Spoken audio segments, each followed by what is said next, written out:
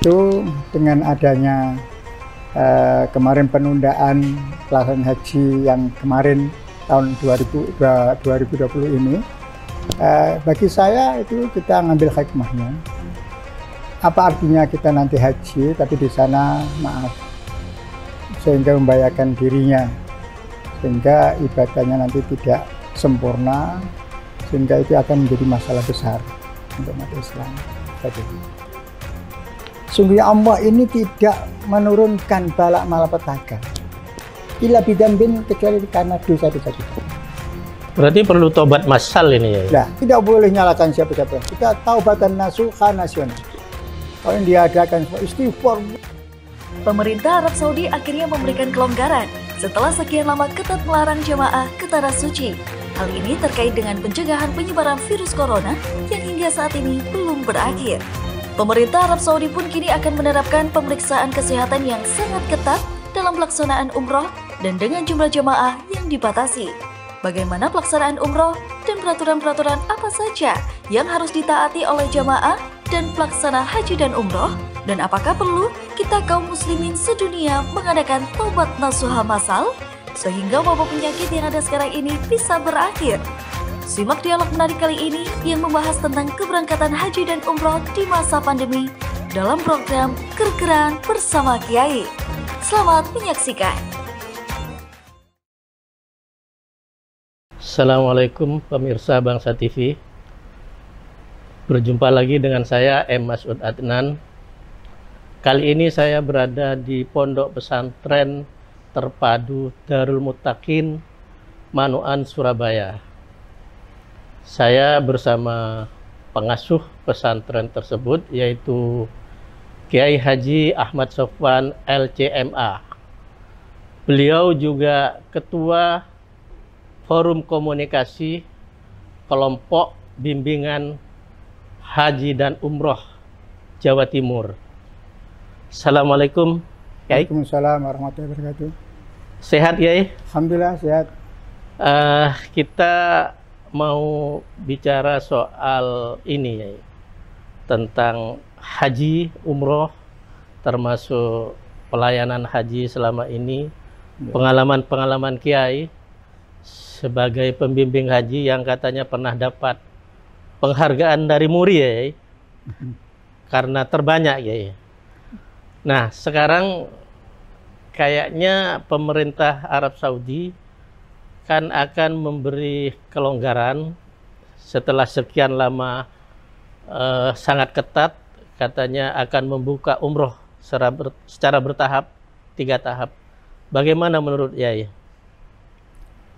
Alhamdulillah, pelaksanaan haji tahun ini ditunda, bahasanya dengan ditunda, bukan dibatalkan tapi ditunda, dalam arti ada harapan untuk tahun yang akan datang. Apabila tahun yang akan datang ini aman, keadaan kondusif di Arab Saudi sana. Maksudnya akan datang 2001? 2001.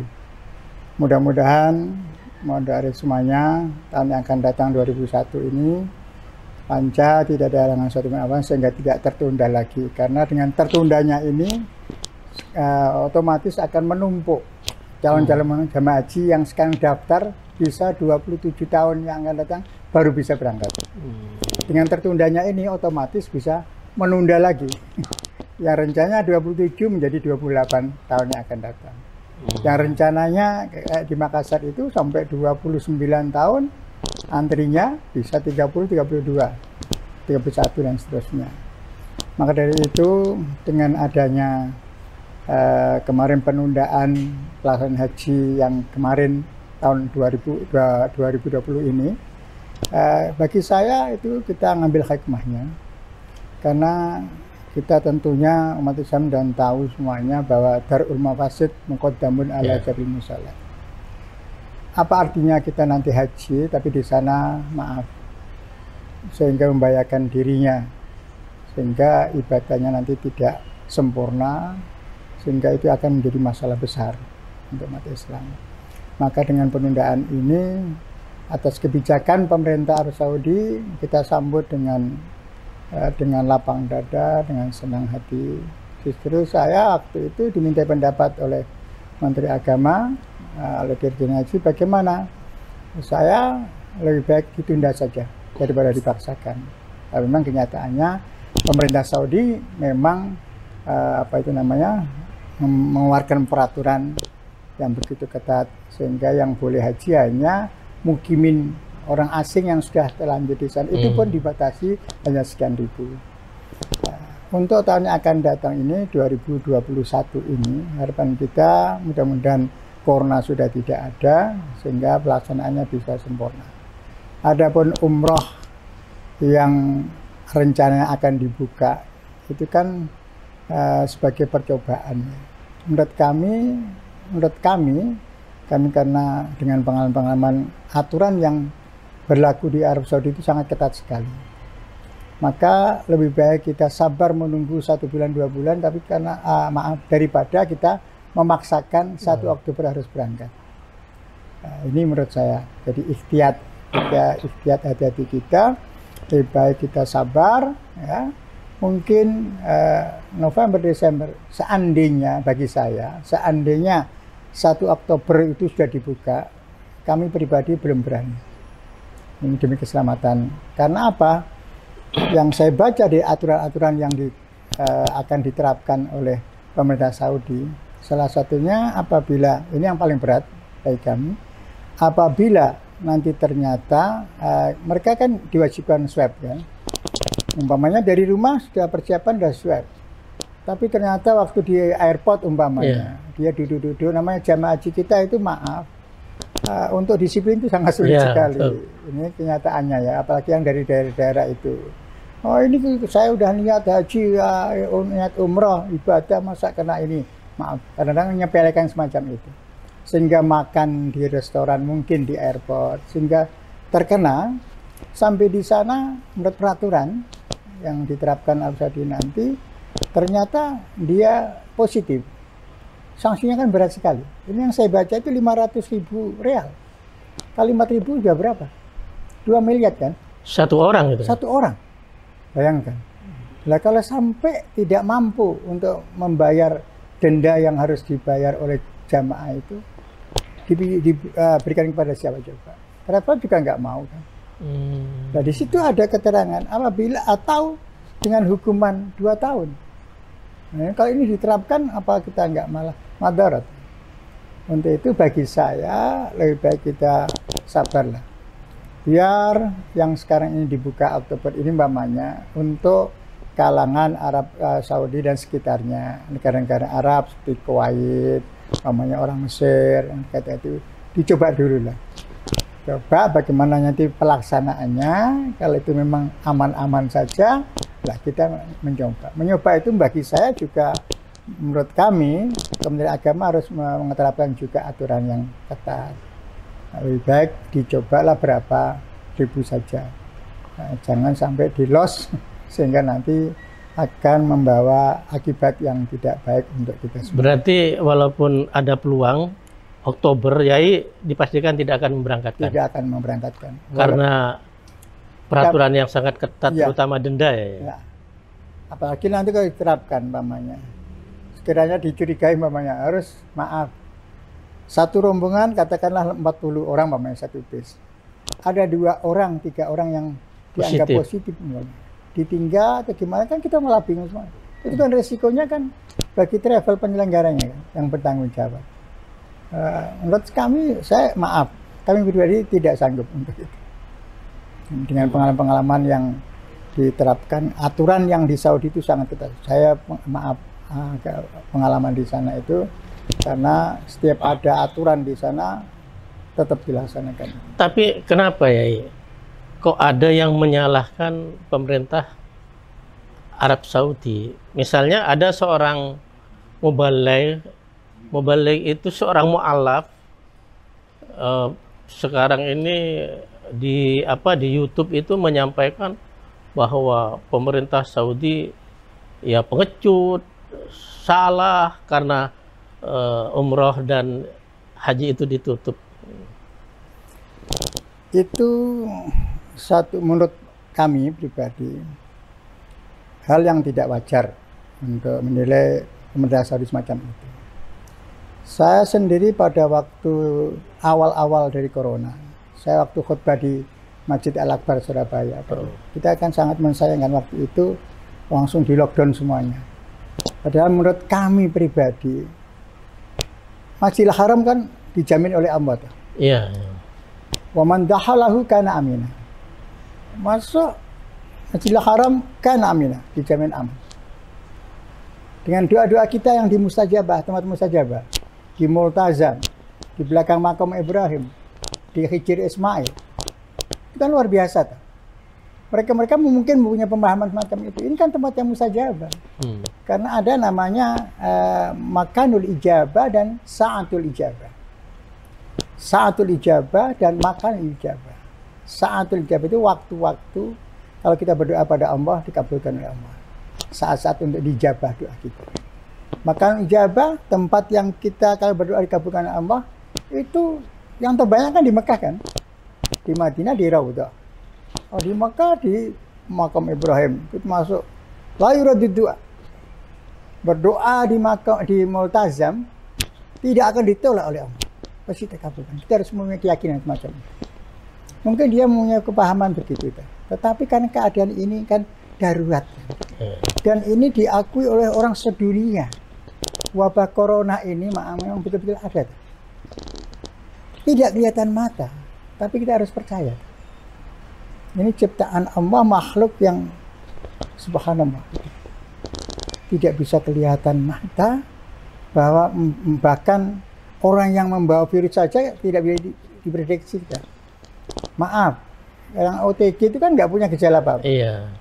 Nah, orang yang berkomunikasi dengan mereka-mereka ini yang maaf, yang dia positif tapi dia imunnya kuat, dia tangguh, sehingga yang berhubungan dengan mereka, ya, mereka ini kebetulan punya side effect, ada penyakit sampingan lah.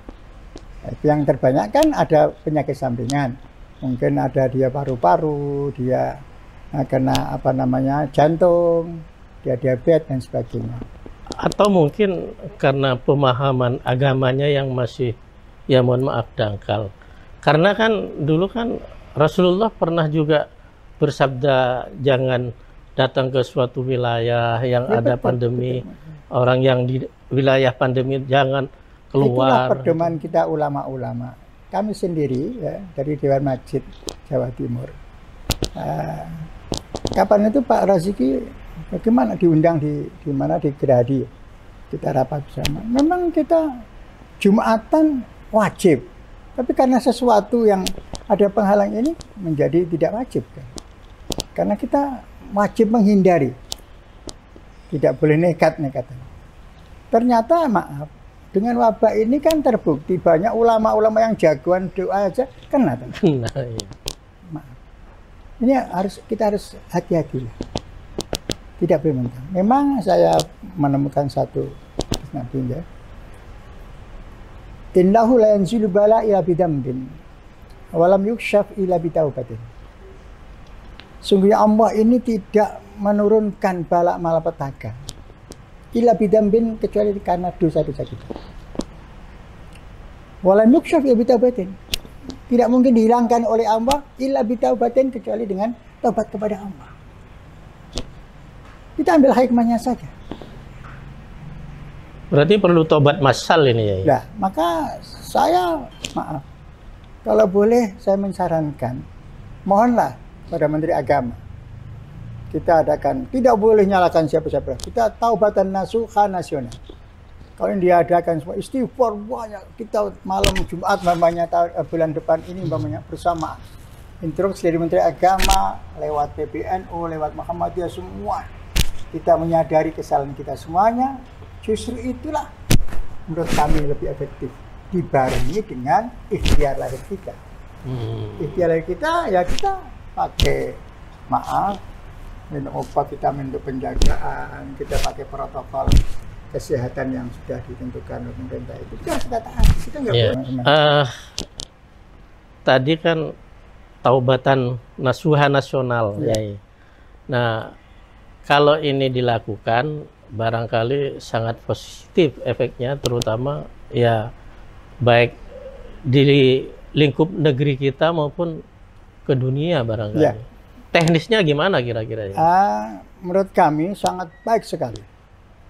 Kalau dalam hal ini Menteri Agama, kalau ada instruksi resmi dari Presiden, lewat Menteri Agama, lewat Dewan Masjid, lewat PBNU, lewat Muhammadiyah, semua organisasi yang ada, ya, ada instruksi bahwa tanggal sekian, hari ini sekian-sekian, kita harus siap, nisfulail bangun semuanya, ada pakai nisfulail ya, tengah malam ya. Yang baik kan begitu kan? Iya, iya.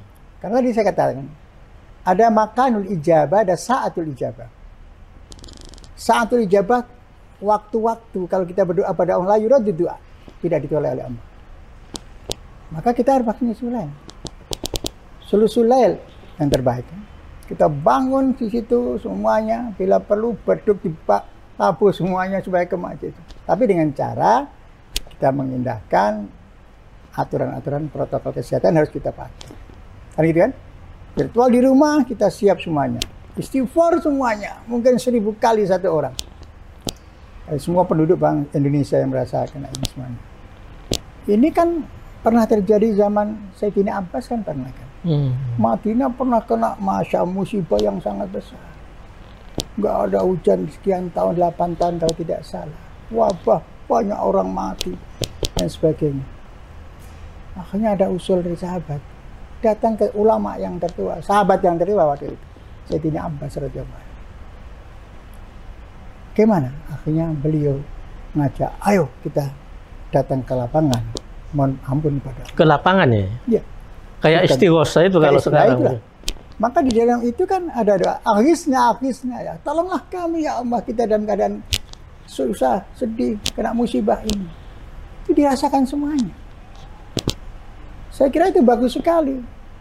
Ikhtiar lahir kita dengan mencari obat, vaksin corona dan sebagainya. Yang nggak nemu-nemu.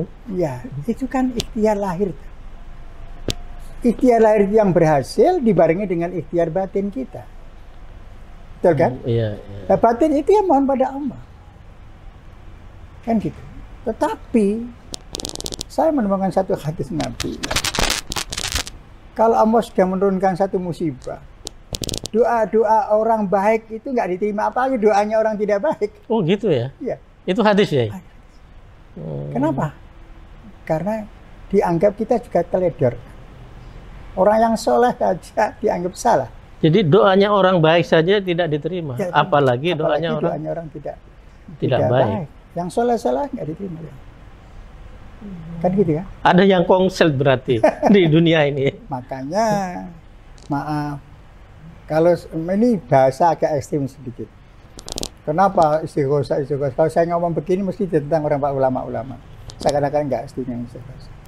Istighosa masal yang dengan cara begini, ada acara ini istighosa besar-besaran. Nah, dengan dana yang sekian ratusan juta. Allah akan melihat, inna allaha la yanduru ila ajsamikum wala ila suwarikum walakin Allah yanduru ila qulubikum.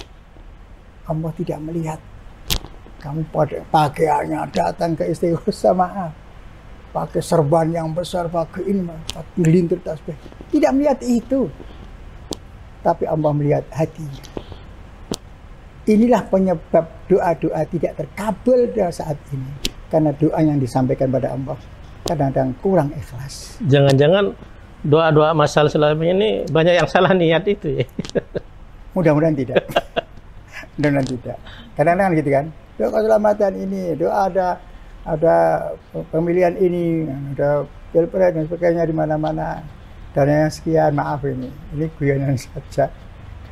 Tapi ini perlu ya, agar doa masal istighosa itu agar tidak terkesan seremonial saja. Artinya memang kembali ke kulubnya itu, ke hatinya itu. Maka ikhlaskan.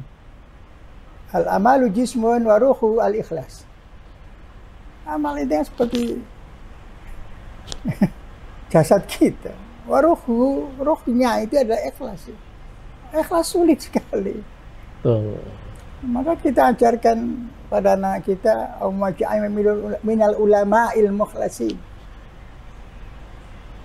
dari ulama-ulama yang ikhlas. Sulit, Masya Allah. Jangan sampai semua dipakai pasang tarif semuanya. Mau kumpul mendatangin berapa istighosah? 10.000. Dananya per orang sekian. Naudzubillah, mama. Saya bukan berarti ini tidak. Nah, tapi kita introspeksi. Kira-kira siapa yang bisa mempelopori keikhlasan terutama doa? Ya para kiai-kiai itu. Dulu saya ingat, maaf, pada waktu Lapindo, saya masih ingat waktu itu Lapindo, musibah Lapindo. Sidoarjo. Di Sidoarjo. Itu Pak Yusuf Kalla waktu itu kan karena Wapres itu kan datangkan apa itu namanya insinyur yang ahli kuala macam dari mana negara datangkan. Kalau Allah sudah menurunkan balak malapetaka, yukshaf ila bid'ah. Saya dulu pernah guyon-guyon dengan dia. Daripada uang sekian miliar untuk itu, saya tolonglah diundang kiai yang ikhlas se-Jawa Timur, suruh puasa 40 hari, saya bilang begitu Pak. Terus kita datang di sana, istighosah bersama, ikhlas karena Allah betul-betul. Insya Allah dikabulkan. Saya punya keyakinan itu. Karena doa silahul mukmin. Doa itu kan pedangnya orang beriman kepada Allah. Ini yang pedoman saya. Berarti bangsa ini termasuk negara-negara lain kurang riadah berarti selama ini. Jadi begini kan ini negara di mana aja namanya dunia kan sudah mulai lupa dengan mungkin dengan adanya corona ini bahwa Allah mengirimkan satu makhluk yang tidak kelihatan mata. Sudah? Betul yang difirmankan Allah. La nabluwannakum bisyai'im minal khaufi wal ju'. Ini kena semuanya. Aku akan uji kepada kamu semua. Minal khaufi, ketakutan. Ke masjid takut. Betul kan? Sampai berjamaah takut. Jumatan kapan itu diliburkan berapa Jumatan. Wal ju' dengan akibat corona COVID-19 ini. Ekonomi pada kelaparan semua. Wanak simil amwal. Semuanya bingung mikirkan.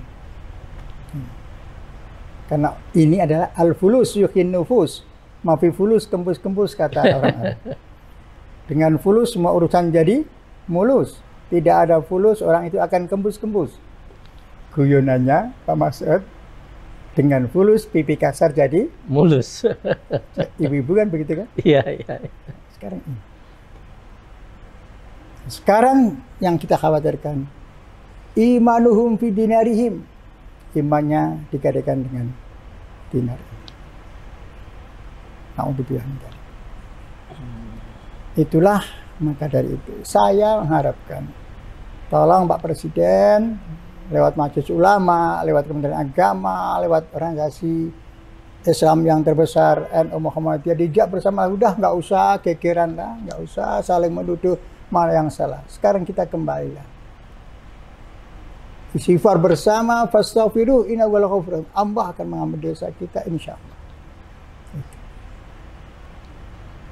Maaf. Ini harus kita suarakan, mudah-mudahan beliau-beliau itu mendengar. Kita sudah upaya berapa ratus triliun uang negara yang dipakai untuk kan gitu kan? Iya. Lebih baik di samping itu. Lebih baik kita ngadakan riadah, masal dan sebagainya sehingga barengan ikhtiar lahir, ikhtiar batin. Itu nama yang sebenarnya. Jangan mengandalkan ikhtiar lahir saja, begitu juga nggak boleh mengandalkan doa saja. Berarti saya ini waktu itu kan, ya. Saya kirim ke Pak Masud, ingat doa saya. Tahassantu bidil izzatil jabarut wa atasamtu birabbil malakut wa tawakkaltu al hayy alladzi la yamut. Allahumma sifi an hadzal waba wa qina syarada wa najjina minat ta'ni wa ta'al bala bi lutfika ya latif ya khabir innaka ala kulli syai'in. Ini semua gerakan masal doa ini pada Allah. Ditambah lagi dengan doa yang dengan hadis yang sahih. Ditambah dengan ayat Bismillahilladzi la yadurru ma'asmi syai'in fil ardi wala fis sama' wa huwas samiul alim. Ini terbukti kan? Ingat sejarahnya sahabat Abu Darda radhiyallahu anhu. Sahabat Abu Darda ini seorang sahabat waktu itu dalam cerita hadis. Beliau itu pernah diracun oleh orang-orang munafik ya, lewat pembantunya. Pernah dengar kan? Saya cerita ini. Lewat pembantunya. Tiap hari bikinkan minum oleh pembantunya, dikasih racun. Cari racun yang paling hebat untuk membunuh. Di Madinah waktu itu. Ternyata diminum berapa kali tidak mempan. Bahasa Inggrisnya menter. Kan gitu kan? Ya. Subhanallah. Sekian bulan dia sudah upaya habis berapa gelas itu racunnya itu. Enggak apa-apa. Sehingga pembantunya menyerah. Ya Abu Darda, saya melakukan ini atas bayaran ini saya lakukan. Kenapa? Engkau masih tegar, kamu sehat. Apa jawabannya Abu Darda? Benar. Aku dengar Rasulullah SAW pernah bersabda, barang siapa membaca ayat ini, insya Allah la yadurru ma'asmi syai'in. Maka waktu itu saya jajakan ke semuanya. Setiap saya khutbah, saya membawa lembaran itu, saya sebar kayak fotokopi pada itu. Ini upaya untuk ikhtiar batin. Gitu? Sampai se-Indonesia itu viral. Alhamdulillah. Itu kan upaya. Jadi ada hikmah-hikmah. Saya punya mendapatkan satu hikmah yang luar biasa. Alhamdulillah Pak Masud, saya ini ditakdirkan oleh Allah bisa haji tiap tahun. Puluhan kali, lebih 41 kali saya berangkat haji. Biasanya Idul Fitri, Idul Adha, Idul Kurban, saya mesti di Mekah. Hanya tahun ini saja saya libur haji. Alhamdulillah kemarin rebutan minta saya khutbah karena tahu saya libur tidak haji. Padahal setiap tahun saya berangkat. Ada hikmahnya. Alhamdulillah tahun ini saya bersyukur saya bisa sholat Idul Adha bersama keluarga saya. Ini satu hikmah yang sama. Dan di ini saya tambahkan sedikit karena umroh ini ya. Ini poinnya di situ. Dengan pengalaman saya, dengan aturan-aturan yang akan diterapkan untuk semua jamaah umroh yang masuk ke Arab Saudi. Satu, seandainya ini diperlakukan, ya, protokol-protokol kesehatan ini, Masya Allah, mungkin bisa membengkak. Kalau kemarin 25 juta, bisa 35 juta. Ini supaya siap-siap. Seandainya nanti November sudah aman. Kenapa? Satu, pesawat yang mestinya Boeing 747 dimuatin ya 450 umpamanya, paling enggak 400. Sekarang kan dengan cara protokol kesehatan kan nggak boleh dempet kan, apalagi sampai tidur jajaran, otomatis satu deret satu. Hitungannya kan separuh. Nah, penerbangan nggak mau rugi tuh. Bebankan siapa? Mau ya harus para jamaah ini, otomatis kan naik. Katakanlah umpamanya biaya transportasinya untuk pesawatnya ini biasanya 12 juta umpamanya, mungkin bisa sampai 16 juta dengan satu itu. Yang kedua, kalau diterapkan lagi di sana bis biasanya 40 sampai 50 bis yang besar. Sekarang cuma 25. Siapa yang menanggung biaya ini? Otomatis membengkak. Biasanya sewanya sekian, tetap sewanya tetap, tapi karena muatannya ini nggak banyak, dinaikkan semacam itu. Ada tambahan. Hotel juga begitu. Hotel di sana kalau akan diberlakukan tidak boleh sekamar berempat. Suami istri, ya. Orang lain kadang biasa kan orang-orang yang maaf ya, yang pas-pasan berangkatnya itu sekamar berempat. Sekarang nggak boleh. Otomatis kan? Nah, jadi semua akan menjadi naik biaya umrah ini. Maka dari itu seandainya diberlakukan, ya, walaupun percobaan atau dengan persyaratan yang ketat itu, tentunya biaya akan membengkak. Belum dedek bengkaknya yang lain. Ini saya dengar malah karena pemerintah Saudi sekarang dalam keadaan krisis sekarang ini, ya, mungkin akan ada kenaikan pajaknya. Sekarang MBS ini Putra Mahkota ini kan luar biasa, pajak-pajak, bahkan TKI Indonesia, seluruh dunia lah, sekarang kena pajak semua tuh, 200 rial, satu bulan kena 800.000 kerja di sana, pembantu-pembantu itu. Nah, ini ya, jadi pemikiran berarti umrah akan membengkak. Ini kesimpulannya yang saya sampaikan supaya bagi para peminat umrah untuk bulan-bulan yang sudah kangen dengan Mekah karena mungkin tahun ini nggak ditunda keberangkatannya, sudah niat betul-betul, maka ingin umrah untuk tahun-tahun ini supaya siap-siap semacam itu. Ya, demikian, mudah-mudahan ada manfaat. Amin, amin. Amin ya rabbal alamin. Demikian pemirsa, bincang-bincang atau silaturahim kami dengan Kiai Haji Ahmad Sofwan LCMA. Semoga apa yang disampaikan beliau terutama terkait haji dan tadi juga menyinggung beberapa hal terkait juga taubatan nasuha nasional bisa menjadi pengetahuan dan kita praktekkan bersama.